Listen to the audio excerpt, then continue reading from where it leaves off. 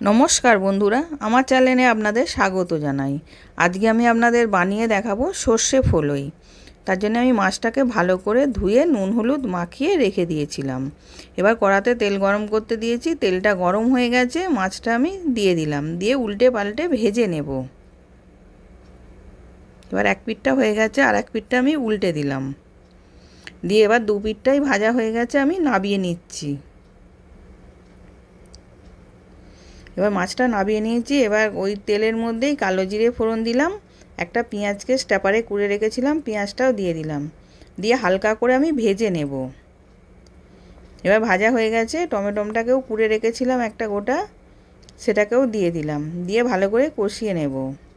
এবার ওর মধ্যে আমি কিছু গুঁড়ো মশলা দেবো, হলুদ গুঁড়ো, লঙ্কা গুঁড়ো, কাশ্মীরি লঙ্কা গুঁড়ো, স্বাদ অনুযায়ী নুন দিলাম, দিয়ে ভালো করে ওটাকে মিশিয়ে নিচ্ছি।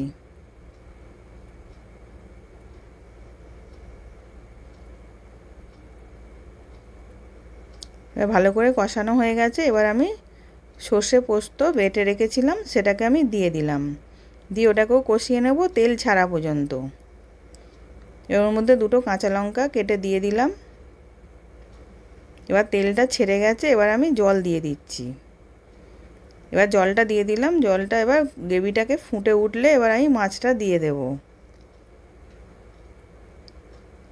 এবার গ্রেভিটা ফুটে গেছে, আমি মাছগুলোকে দিয়ে দিলাম,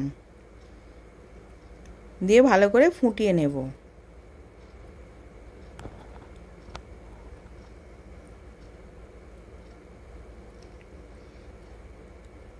এবার ভালো মতন ফুটে গেছে, নামাবার আগে আমি ধনেপাতা কুচি দিয়ে দিলাম, দিয়ে এবার নামিয়ে নেব। এবার নামিয়ে নিলাম, সার্ভ করার জন্য রেডি।